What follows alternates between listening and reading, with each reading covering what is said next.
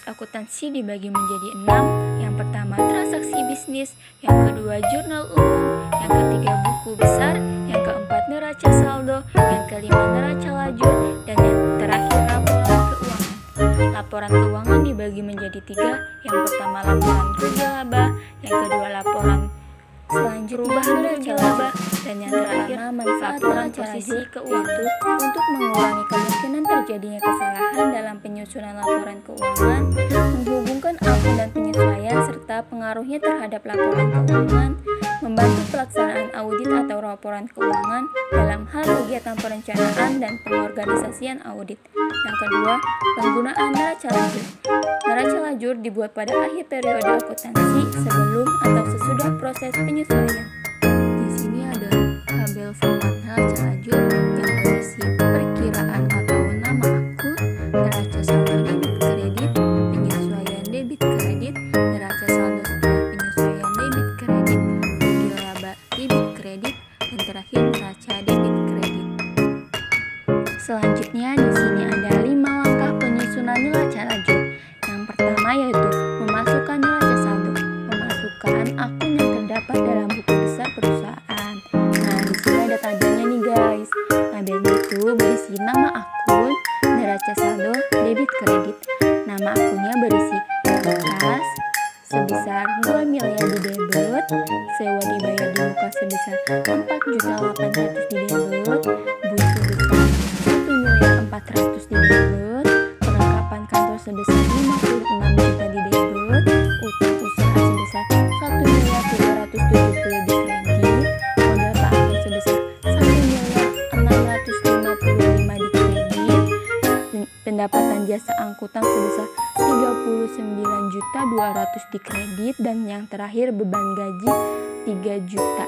Nah, jadi kita totalin keseluruhannya yaitu 3.064.200.000. Yang kedua, memasukkan penyesuaian. Memasukkan penyesuaian ke kolom penyesuaian dengan selalu mengacu ke ayat jurnal penyesuaian yang telah dibuat sebelumnya. Contoh, akuntan PO Ramayana membuat 4 penyesuaian pada akhir Mei 2016. Yang pertama, beban perlengkapan kantor sebesar 11.100.000, sewa dibayar di muka sebesar 300.000, pendapatan jasa sebesar 40 juta, beban penyusutan bus sebesar 10.100.000. Nah, di sini ada kolom penyesuaian dengan neraca lajur. Kolom penyesuaian dengan neraca lajur ini gabungan dari kolom sebelumnya guys. Jadi di kolom penyesuaian neraca lajur ini tinggal kita tambahkan neraca penyesuaiannya.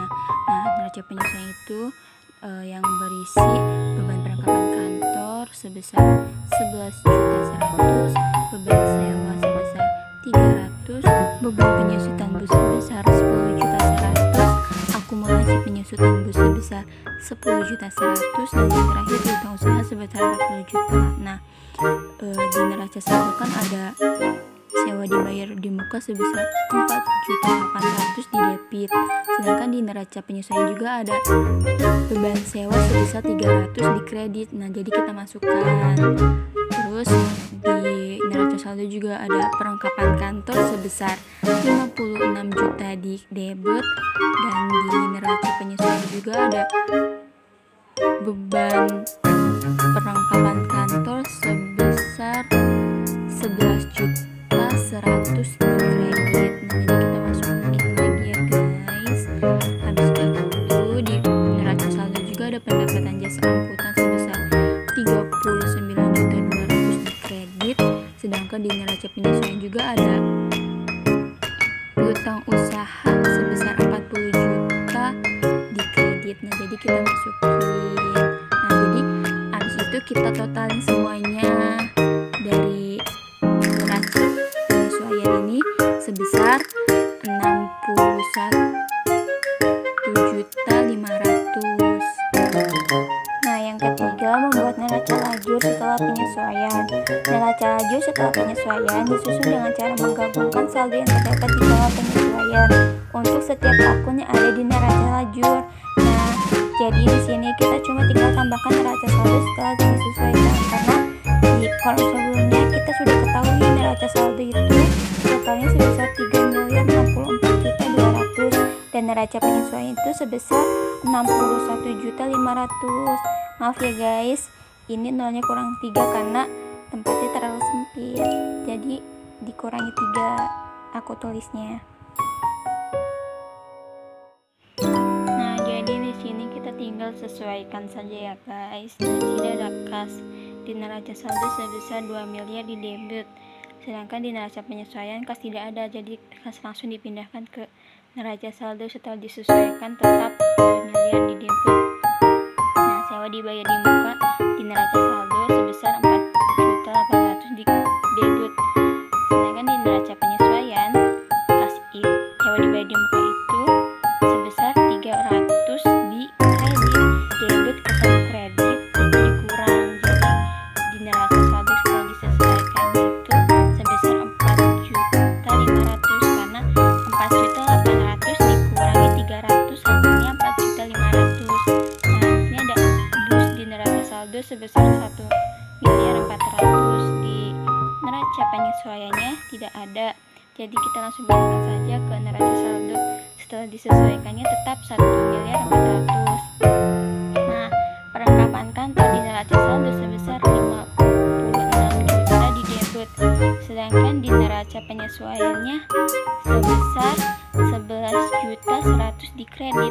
Debit ketemu kredit dikurang, jadi kita masukin ke neraca saldo setelah disesuaikannya sebesar 44.900.000. Nah, utang usaha di neraca saldo sebesar 1.370.000 di kredit, sedangkan di neraca penyesuaian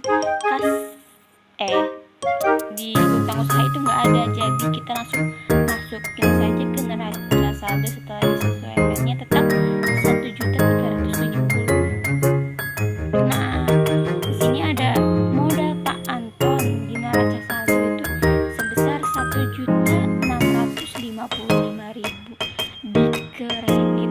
Nah, sedangkan di neraca penyesuaiannya tidak ada, jadi kita sama aja tinggal langsung masukkan ke neraca saldo setelah disesuaikannya sebesar 1.655.000.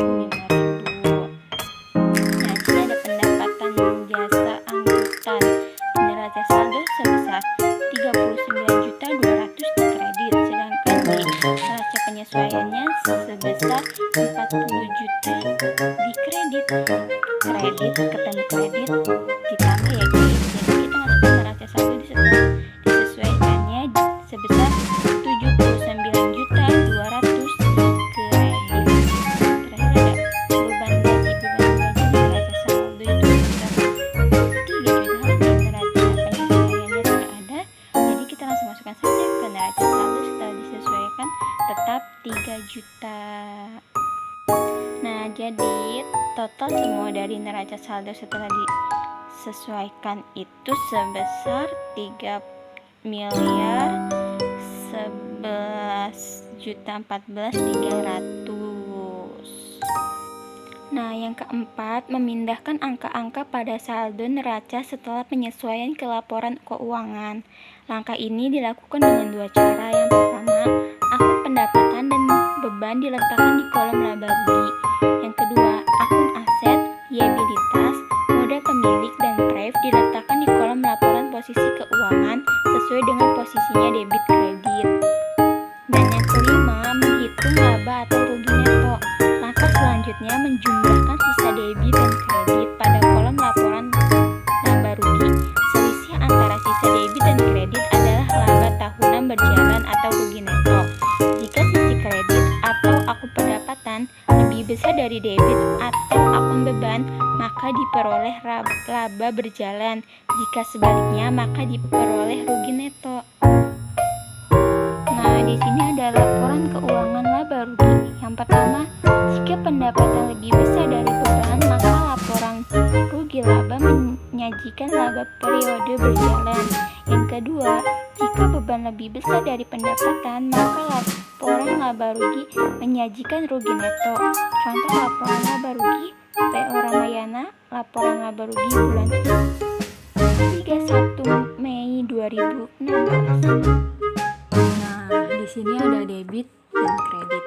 Pendapatan jasa di kredit sebesar 79.200.000 dan beban-beban di sini ada beberapa beban. Yang pertama, beban gaji sebesar 3 juta di debit, beban perlengkapan kantor sebesar 11.100.000 di debit, beban sewa sebesar 300 di debit, dan yang terakhir beban penyusutan bus sebesar 10.100.000. Jadi kita total semuanya adalah sebesar 24.500.000.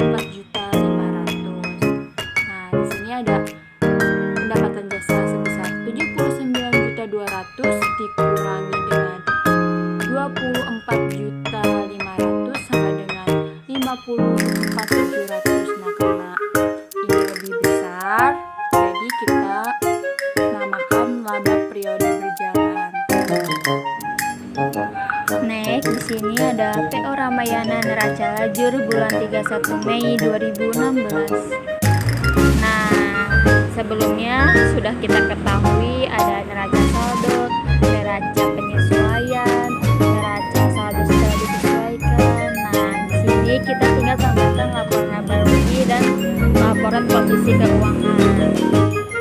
Di sini ada laporan laba rugi, ada pendapatan jasa angkutan di kredit sebesar 79.200.000 itu yang sudah kita ketahui sebelumnya. Lalu ada beban gaji. Beban gaji yang sudah kita ketahui ada sebesar 3 juta. Lalu kita tulis di debit sebesar 3 juta. Terus ada beban perlengkapan kantor sebesar 11.100.000 di debit. Beban sewa sebesar 300 kita masukkan ke debit. Ada beban penyusutan bus sebesar 10.100.000 kita masukkan ke debit juga. Jadi di sini maaf ya guys, nolnya kurang 3 karena kolomnya terlalu kecil, jadi aku nulisnya seadanya. Jadi di sini ada 3 juta ditambah 11.100.000 ditambah 300 ditambah 10.100.000. Jadi total keseluruhannya adalah 24.500.000. Di laporan laba rugi kan ada laba neto.